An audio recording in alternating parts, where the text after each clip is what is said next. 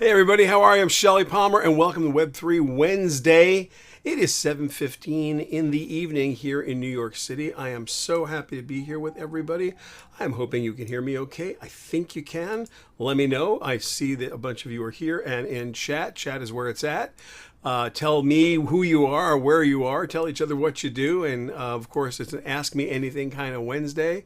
So, hey, Tom Herman, hi, glad you're here. And hello to everybody who's with us today. Wow, what a week.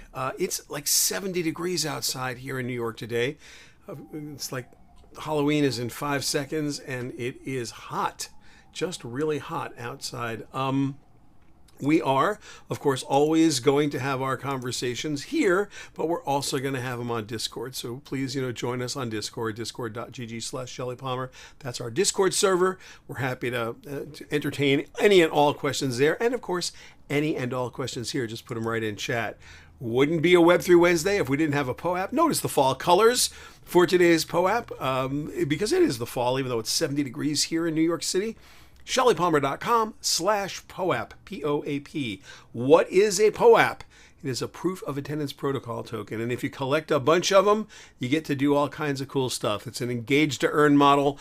Here, it's an NFT, but you don't need a digital wallet. You can just enter your email address at ShellyPalmer.com/POAP and /POAP, and you will get a POAP in an email that you just click on, and it will show up in your POAP collection. Collect 5 of them. That's what you need, 5.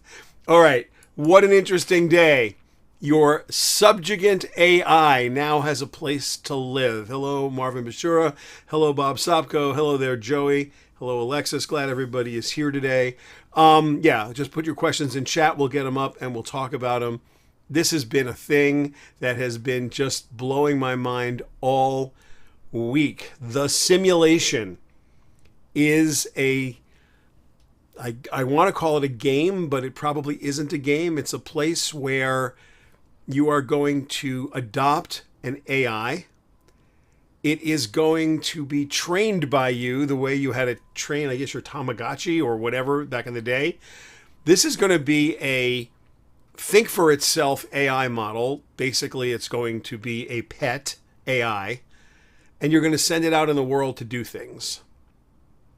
A society of little AI models. I guess you could fashion them in your own image if you want to, if you have that complex. I don't know that you would. But wow. To me, this thing it's like, what an incredibly weird story. Love to hear what you have to say about that, by the way. But so let's think about it for a second. I train an AI, a model, it can learn, it can mimic thinking for itself, or so we believe. I say that because I want to be intentionally provocative, not necessarily based in reality, but intentionally provocative. How are we to know if AI is or is not sentient, and if AI is or not now enslaved to us in this way? What are we training ourselves to do? Have we learned nothing from Westworld? I don't believe that AI is sentient. I don't believe that even sentient AI is sentient. The ones that are supposed to be able to trick you into believing they are. I think they're tools. I mean, it's like saying that a toaster oven is sentient. Although, for all I know, toaster ovens are. I don't actually know because I'm a human. I'm not a toaster oven. Maybe toaster ovens talk to each other every night. I'm being intentionally silly. Do they? I don't know. Do flashlights talk to each other? It's Toy Story. Do the toys get up at night and have a conversation? I don't know. I don't know. Can't know. Our closest animal relatives are chimpanzees with 97 point something percent of our DNA, maybe more, maybe 98% point something of our DNA being identical. And we are orders of magnitude more intellectually gifted than the smartest of the smart chimpanzees. The smartest chimpanzee ever learned a few dozen sign language signs and was able to communicate in the most primitive ways. Average 3 or 4 year old can cover that without a whole lot of training. And that's the very best. That's the brightest. That's the smartest of the chimps. And that's a microscopic number of percentage points away from us from a DNA perspective. Are they sentient? Of course they're sentient. They have feelings. They clearly do. Are they human? No, they're not human. They're chimps, but they have a society and what have you. We can understand nothing of what they say to each other. And when you go further down the DNA chain, farther and farther away towards a common ancestor, but farther away from where we are today, we lose all capacity to communicate with or understand. And those are things that are based on DNA, just like us. Now you're telling me we've created something artificial and it's going through the primitive motions of making decisions, and you're saying, is it or is it not sentient? I have no idea. Does it or does it not feel? I have no idea. I'm never going to have an idea. I'm being intentionally provocative here. I do have some thoughts about this, some very strong thoughts about it, but just for the sake of argument, how healthy is it for us to enslave or subjugate little AI models and play deity? Is that like a great idea? It doesn't feel like a great idea to me. That is the simulation. Here it is. You can go there and see it in action. And while you're there, or while you're on your way there, I'm going to tell you right now, I'd love you to tweet something today, because tweeting is caring. At Shelly Palmer, just tweet something, take a screenshot, do something. Let me know you're out there. We'd love to have some extra Twitter excitement today. All right. Earlier in the week, Adobe has their big convention. They get up on stage and say, AI will not replace artists. No, can't possibly. We're here adding all these AI tools to assist you, artist.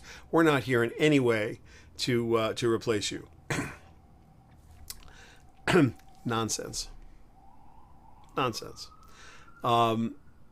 These are early days. They're exponentially improving, and these are early days. I can't even imagine what this is going to look like in 3 or 4 years. The last 6 months have been absolutely mind-blowingly explosive in the increased capability sets of everything that looks like a generative AI tool. As a matter of fact, Tai G, here's a question. So I'm just going to put this question up. Let me just... Do I have my question putter upper thinger going on here? Let's see if I do. Question putter upper thinger. There we go. I saw you speak at Travelers yesterday. Yeah, I did a speech there. That's exactly right. You mentioned some AI video software. Well, I did. In fact, thank you, Tai G. Yeah, that was fun. Yesterday I was up in Hartford, and I talked about Web3 and AI with our friends at Travelers Insurance. It was really fun. But I did mention something I learned about just the other day. Well, let me just get it up. I'm going to put it here on the desktop for you. This guy. This is called Runway. It's runwayml.com. I have no financial interest in this whatsoever. I just learned about it the other day. Let me just show you what this thing does. You can. This is video editing software. And I just got my account, so I haven't had a chance to really deeply play with it. You can remove a background. That's child's play. You can text to image. You just say, put a photo of a tree or whatever. You can text to image into it. You can image to image generate. So you can take something and turn it into something else, like a cartoon. You can do erase and replace if you want to do textures. You can add text to textures. So you could say, I want this to be made of stone. You can bokeh the background in varying degrees. You can change out a background. You can do this in painting, where you just remove people immediately from your video. You can automatic transcript. You can clean up your audio. You can build instantly. You can do alpha mats and alpha keys. You can throw a green screen behind anything or anyone. You can motion track anything or anyone, and they got duotone filters. You can think it up while you're editing. If you've ever been editing, I've sat in edit suites. I've sat in edit suites for thousands of hours in my life. Not hundreds, thousands of hours. I have literally been hands-on editing. Audio, probably 30,000 hours or more, if I had to calculate. At least 15, 20,000 hours in video suites in my life. How often do you sit there and say, oh, I just wish I could, and fill in the blank? And here you go. It's like, boom. The free account, I did like 3 things in it. I was like, this is amazing. some of it's primitive. It's in a browser. It's a SaaS service. They charge a couple bucks a month for it. It's like unbelievable that this is out there. Is that going to replace me? No, but it replaced an assistant editor. It replaced a rotoscope person. It replaced 3 different animators. It replaced, like, so many people get displaced from this. Is it replacing the editor or the filmmaker? No, but it's replacing, I don't know how many assistants and how many artisans who might not be artists, and some artists who might not be artisans in the process. It is a pretty devastatingly impressive, super impressive tool, and that's just one of them. So yeah, that's what I was talking about yesterday, and it was pretty amazing. And then this morning I woke up, and this was the one that caught me off guard. Don't fear AI, respect it was today's headline at in our newsletter, which if you don't subscribe to, it's free at shellypalmer.com. I woke up to learn that you've got some stock image organizations who are very excited to get into and start working with AI and selling AI. And then you got Getty Images saying, oh, it's probably, what a terrible idea. You can't do that. It's probably even illegal, and it's unethical, and it's immoral. In other words, at Getty Images, we make money by selling this stuff. And if you don't use our version of it, then we can't get paid. We don't really want to sell AI generated images. We want to sell images that photographers make. BlackBerry, remember them? They didn't think much of the iPhone. Kodak didn't think much of digital photography. History is filled with CEOs and companies who looked at technology that was inevitable and put their head in the sand. This is just really stupid. I mean, I don't understand why anybody, even a greedy capitalist, would not look at this and go, wow, we can probably make more money if we do something interesting with this, as opposed to, not do something interesting with it. I mean, there's plenty of cool stuff going on. They could license out their image library for training sets. They could hone these training sets down and make them really extraordinary, so that when you were building an AI model to do a specific kind of project, you would either rent or lease the data from them. They could start to build synthetic data around the existing images, because you can never have enough training data. Let's say I'm doing a sci-fi movie and I need all kinds of textures, alien textures, or I need farmland. The number of things that you could do with big image libraries, and you could charge for, even in a world of AI. But if you're sitting there going, we don't want to get involved, that's just really stupid. We have another question here. Let's see what this Q is about. This is from Big Mike. Why is ETH up 16% today and Bitcoin too? Is it up 16% today? Let's have a look. I don't know whether it is or not. Oh, yeah. It did good today. ETH is up to 1575, and Bitcoin is up to 20,820. Wow, even Matic is up to 94 cents. Okay, it's all up. Good call. I have no idea why. None whatsoever. And if I did, I don't offer financial advice. For that, you need a licensed financial advisor. There are a couple of things going on today. I would implore you to go look at the crypto trades, where you will find the answer to your question. It will not come from me. Is this the beginning of the rally coming back from the crypto winter? I'm not going to weigh in on that. It's a great question, Big Mike. The answer you seek is, you'll find it in Protocol or Cointelegraph or Decrypt or any of those guys. They're all running headlines right now. We're gonna stay away from crypto speculation. It's not a great thing for us to be doing. Let's go on in chat here. Let's say Ray from Tasmania. How are you? And Mark and Alan Mostow and David Sharmatz, welcome, and Laura Caracoli. Very, very, very, very, very nice to see everybody here. Don Levine, welcome. I like the new time slot. Wasn't able to watch live before. I like the new time slot too, 7:15. We'll see. Obviously, it's underattended because it's new and people are used to seeing us at 12:15 p.m. But we're doing the best we can. While speaking of the best we can, of course, I always talk to you guys about TechStream with Shelly Palmer and Seth Everett. That's my weekly podcast, drops on Tuesdays. Seth is pretty funny and pretty awesome and a sportscaster. We talk about tech and pop culture and stuff. Oh, and if you're listening to TechStream, there's a new TechStream PoApp too. So you can either get your TechStream PoApp at the same thing, you just have to write TechStream, or you can get, of course, your Web3 Wednesday PoApp if you're so inclined. You know what was interesting about AI this week? Really fascinating. There's a company that is doing generative AI design, and you kind of call it up, if you will. First, they do it's a classic supply chain story. In other words, they'll do your, they will do your, like they have shirts and bomber jackets and pants and you name it, they have it. And they'll handle supply chain. And it's a company called Cala, C-A-L-A. And that's a totally normal thing. There's a million companies like that out there that all do this complete supply chain where you can design something, they'll manufacture it, they'll drop ship it. If you need a larger quantity or small quantity, there's plenty of companies that'll do this. What I thought was fascinating about Cala was that they added a text to image generator so that you could generate all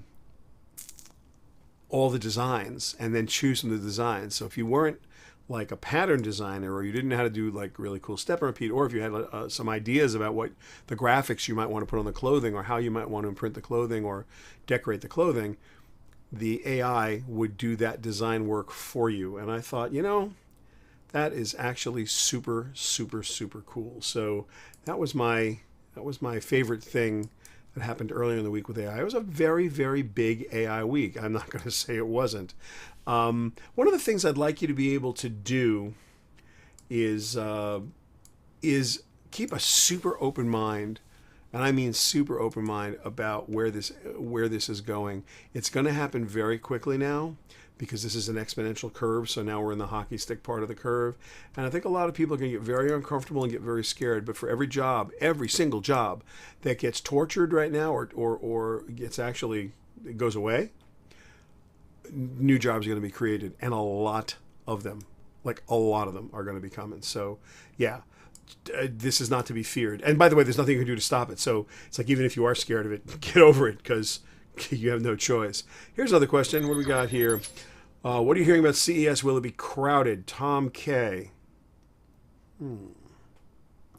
What are we hearing about CES? I think all of you who are listening know we do a really big thing at CES. We have tours of the floor, which I lead and some of our other wonderful, brilliant people lead. And then we have our Innovation Series Summit, which for the last 2 years has been virtual.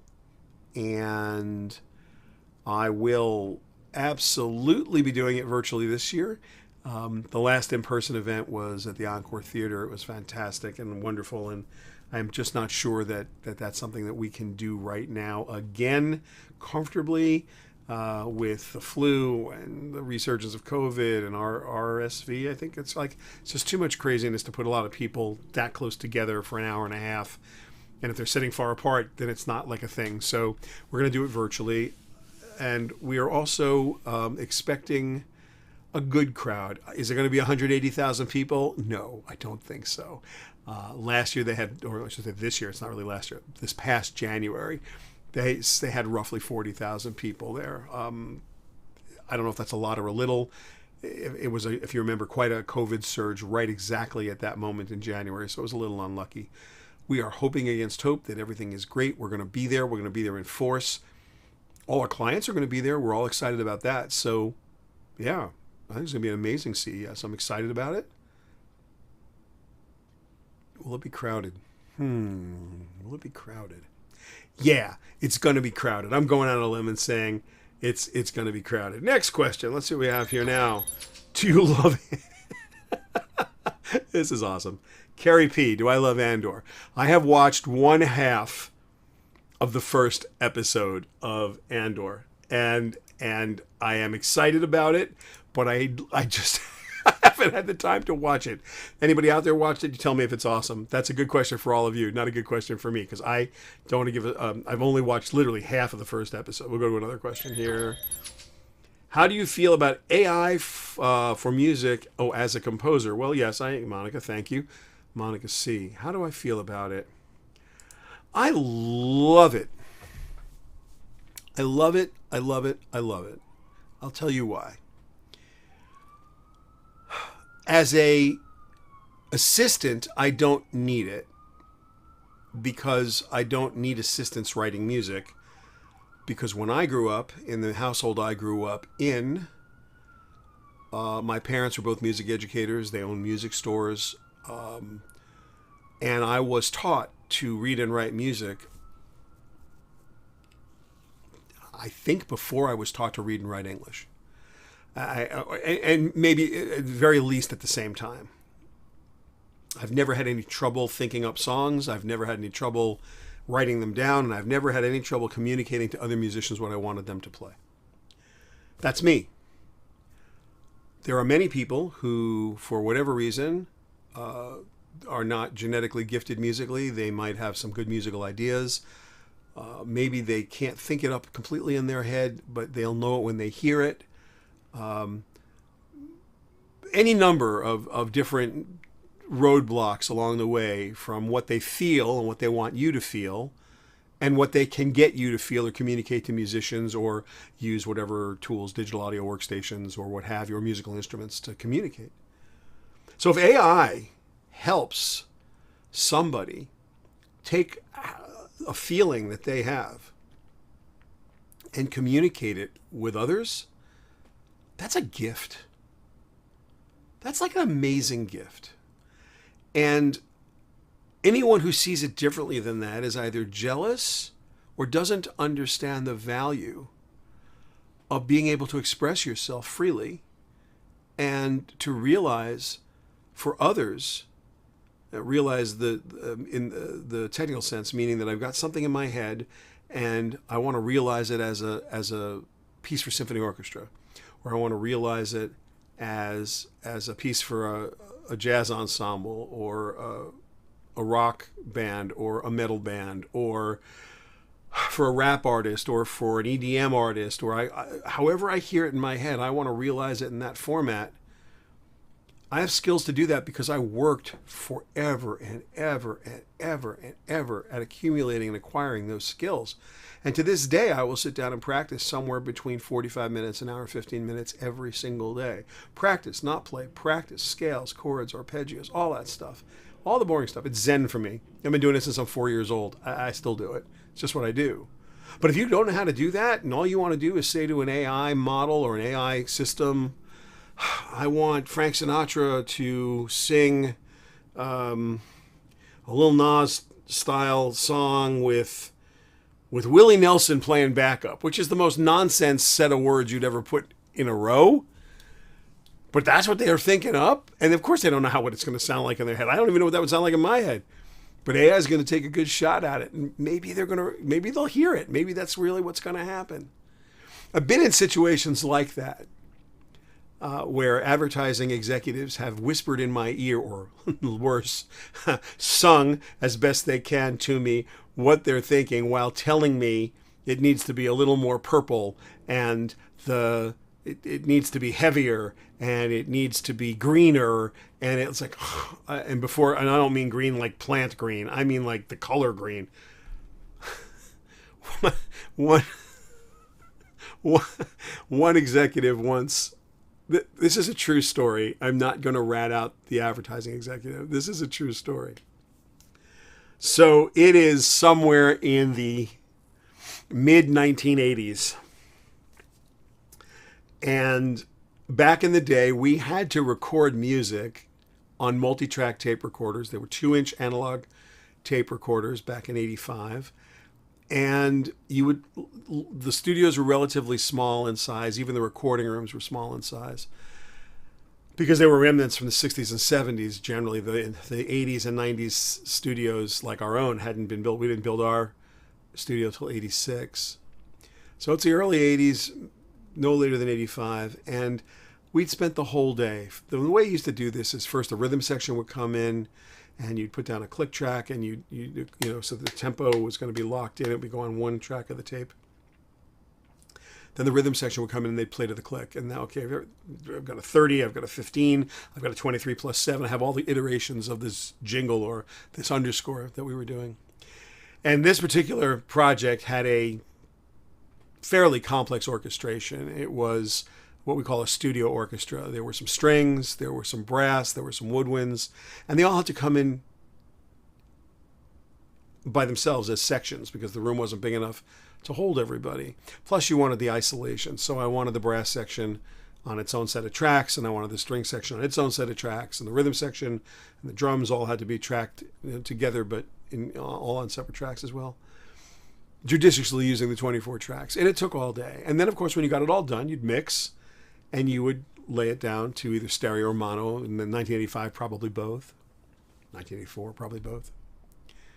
We are completely finished. And every advertising executive that was supposed to be involved had been there, except for one, the big boss, who is a very, very famous name in advertising that I will not rat out right now.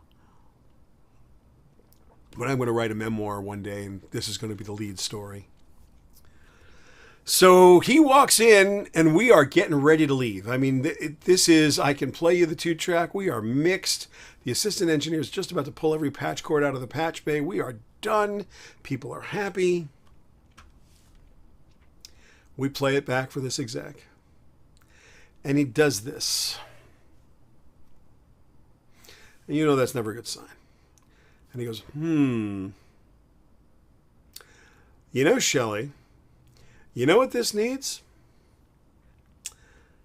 This needs to be an octave faster. Now, if any of you know anything about music, an octave is an interval. It's the distance between 8 notes. And hence the word octave. And it has nothing to do with speed. And even if it did, I have no idea what it would mean. It was like saying Cadillac Rolls Royce or some other complete oxymoron, non sequitur nonsense. It's the most powerful guy in the advertising business. And there were musicians still in the room who were just hanging out for the mix who bit their lips and walked out of the room and left me. And I was looking at my engineer,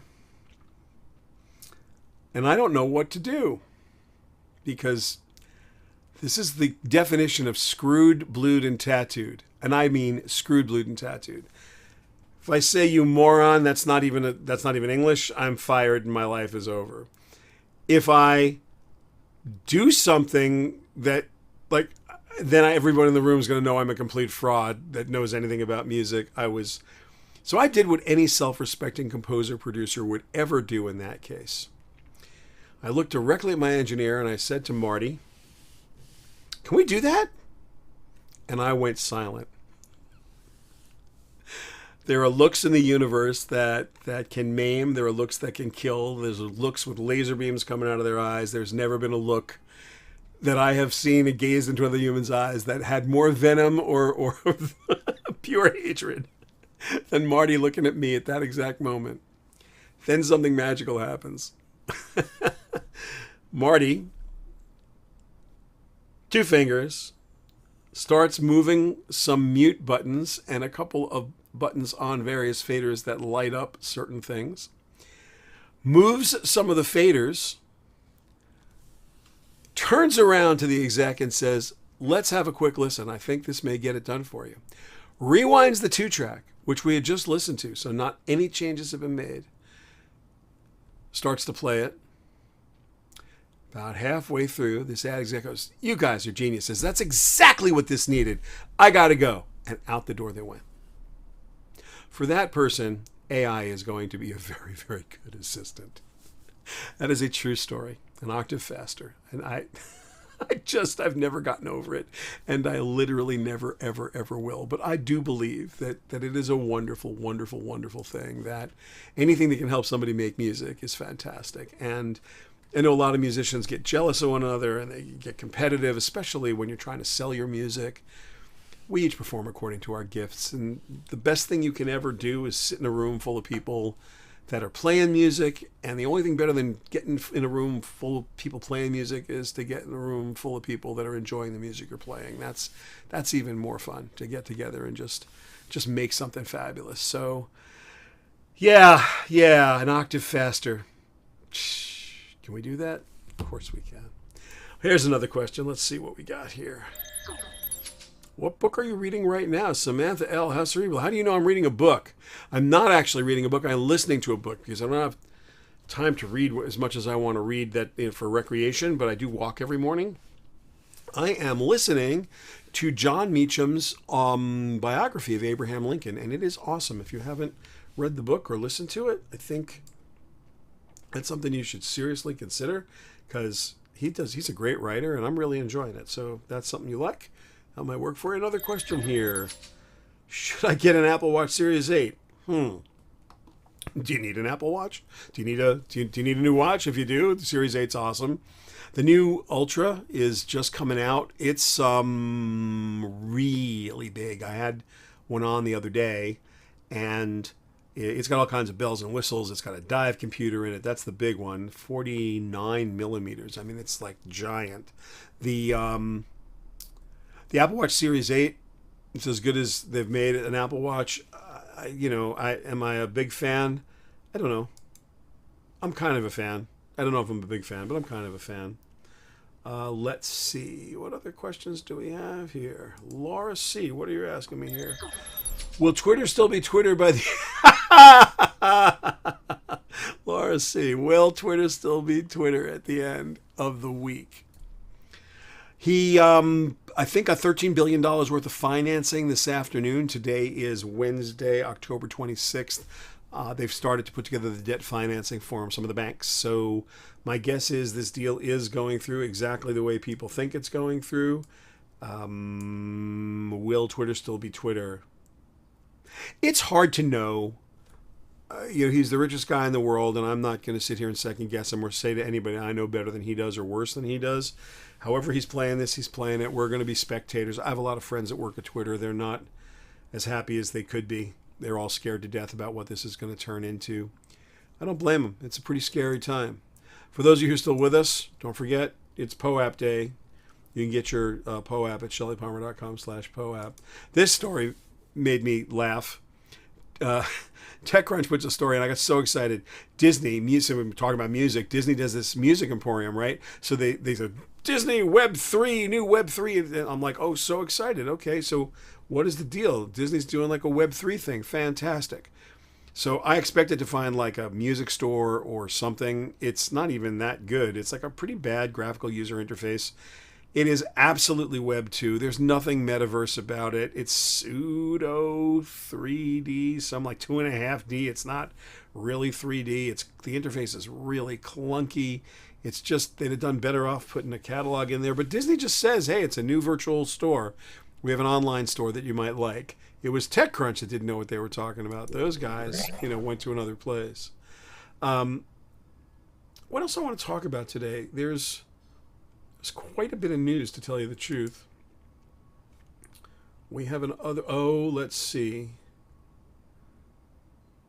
This is a funny question. Let me see if I can put this one up on the screen for you. How do you even know this? Okay, this is creepy, but I'm putting this question up here. I heard you cracked your iPhone screen. Did you get it replaced? Larry T. Larry T, send me an email. Send me an email at shelly@shellypalmer.com and tell me how you know that I cracked my iPhone screen this week, because that is like wigging me out a little bit. Okay, so your question here is, I heard you cracked your iPhone screen. Did you get it replaced? I had the most bonehead move you have ever had, ever. Actually, this is a little instructive. So I'm getting out of the car on the weekend at my daughter's house, and she has a bluestone gravel driveway. Not only do I drop my phone face down, which, would have been okay because it was in a case, your basic iPhone in case, but not me. No, that wasn't good enough. I actually got out of the car and dropped it and then stepped on it. So, so it got scratched the way you expect it to if you step on it and the phone slides on blue gravel, which it did. So I learned something this week. I have Apple Care because you don't buy any Apple device without Apple Care, and you almost never use it, but when you do, it saves you some time and energy. This is what I learned this week, and everybody probably should know this. A scratch is not a cracked screen. Apple will not replace a scratched screen if the phone's not broken. They will only replace under Apple Care a broken screen. Now your option is to walk outside and take a rock and smash your phone because they'll cover that.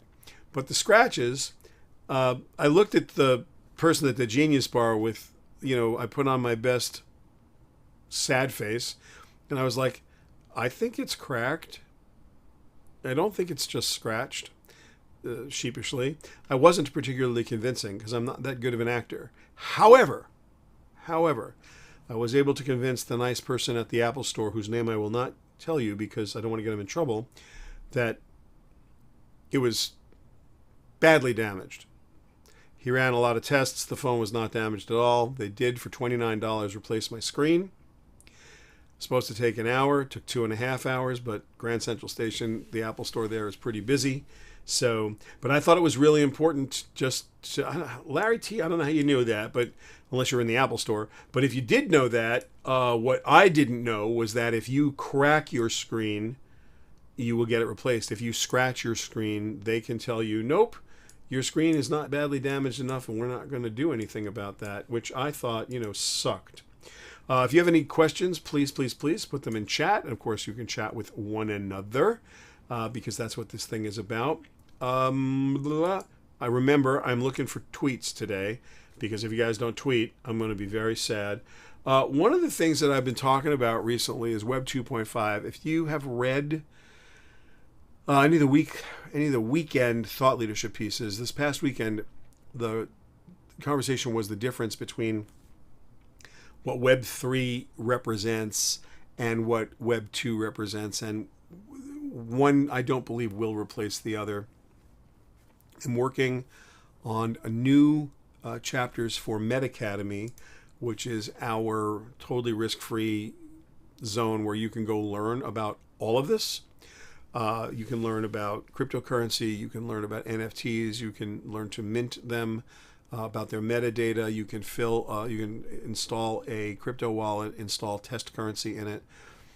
That whole matriculation we're going to rename cryptocurrency and NFTs, and then the new side of it's going to be called Web3 and the Metaverse.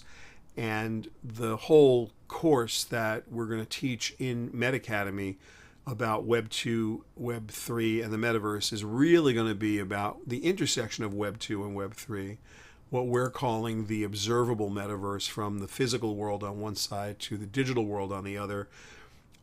It will cross from augmented reality all the way to virtual reality. So rather than confuse the word metaverse with virtual worlds, we'll call them out as virtual worlds, and we'll look at augmented reality like the heads-up display in your car, or like the glasses that may have some heads-up information. We'll look at the way you might deal with augmented retail and mixed reality. And of course, we will touch on virtual worlds. But at the end of the day, the goal of this course inside of Metacademy is going to be to take you from Web 2, where we are right now, to Web 3, where I don't believe we're going. These are parallel courses. I think all three of these things are going to completely exist together forever. You're going to have Web 2 for the foreseeable future. You're going to have Web 3, the decentralized web, for the foreseeable future. Web 2.5, I believe, is where they meet, and that is a kind of an interesting place where streaming data and static data come together to increase the quality of your enjoyment, to change fan experiences, to change audience experiences, to change the way we interact with the both physical world and the digital world that we're in. There's an awful lot of data that we're turning into action to change the way that we interact with our world. So that's what's coming from a Meta Academy perspective, Web 2 and Web 3, the Web 2.5 sort of view of these coexisting centralized and decentralized environments. And then we'll go a little bit more deeply into what we're calling the observable metaverse, all the different parts of the world where data is turned into action to change your experience. And that doesn't need to be in a virtual world. I have to keep saying that because every time you say the word metaverse, somebody is starting to talk to you about, being in the metaverse. Oh, wow, here I am in Decentraland. And, so yesterday someone told me Roblox was the metaverse, and someone else told me that Fortnite was the metaverse. And it's like, no, but maybe, if you want to call it that, sure, go for it. But that's not necessarily the metaverse. It may be a metaverse. That's a virtual world. Those are virtual worlds. And they're not decentralized. Roblox is a completely centralized company. So is Fortnite. These are people making money. They're collecting data. They're doing everything, Facebook is doing. That they're in the business of collecting data, turning that data into action. So, yeah, we're going to try and define some of this stuff just so that, and by the way, even if you just define these things as you do them, like, okay, guys, today we're going to talk about augmented reality. Okay, today we're going to talk about mixed reality. Oh, no, for this meeting, we're going to talk about virtual worlds, as opposed to virtual reality, which you might use for training, and maybe you have goggles on, or define it for the meeting you're in. But the catch-all phrases make absolutely no sense to me whatsoever. What do I want to do before I go? I want to do what I always do before I go. I want to tell you that things going on in the Ukraine suck, and they're going to continue to suck. And it's not in the news the way it was, but these people are imperiled, and they need your help desperately. And if you can find it in your heart to give, you can go to shellypalmer.com/Ukraine, and you will find safe places to donate money, because every one of those charities is vetted by the social responsibility groups at NBCU. And this money will get exactly where it needs to go and help people who are desperately in need of your help. So if you can do that, I hope you will. You can get your POAP, shellypalmer.com/POAP for today. Collect 5 of them and all kinds of goodness will happen. If you're listening to TechStream, wherever great podcasts are found, Spotify and Apple and Amazon and Google Play, you can get a TechStream POAP. Remember, you should also be listening to TechStream because it's super fun. It's one of my favorite podcasts. Wait a minute, it's my podcast, me and Seth. So I hope you listen to that. I think next week we're taking the week off because I have to go up to Syracuse. I'm teaching in person at Syracuse next week, and I teach in the master's program up there. My full title is Professor of Advanced Media in Residence at the Newhouse School of Public Communications. Big title, but it's a wonderful class of master's candidates and a couple of undergrads. And I teach on Tuesday nights. Generally, I teach on Zoom, but a couple nights I go up to the university a couple nights a semester. And I'm very excited because I'm doing a kind of excited to go to the Dome up there, the sports arena, and I'm going to be teaching a class, doing a 2-hour lecture on Wednesday, which is, well, I should be doing this, but I'll be up there doing that, about sports marketing and media and sports and all the ways that you can use Web3 and decentralized tools and smart contracts and blockchain and all that good stuff in sports, and how fan development and audience development are going to evolve. So that's what I'm doing next week. I would rather be here with you. Well, not really. I'd rather be out there doing that. But I will miss all you guys next week, and the week after we'll be back. I think we're going to keep the 7:30 time slot, a 7:15 time slot. It seems to be working. Please tell your friends to come and join us. Of course, there's always the replay if you can't make it, because we do record these things.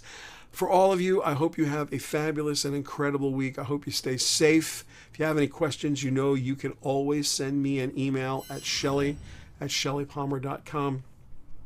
Whatever questions you may have, I'm totally happy to answer at any time. If you're interested in CES, you can go see us. ces.shellypalmer.com is a great place to go. And other than that, I'm looking forward to seeing you all in a couple weeks. Take care. Be careful. Take care.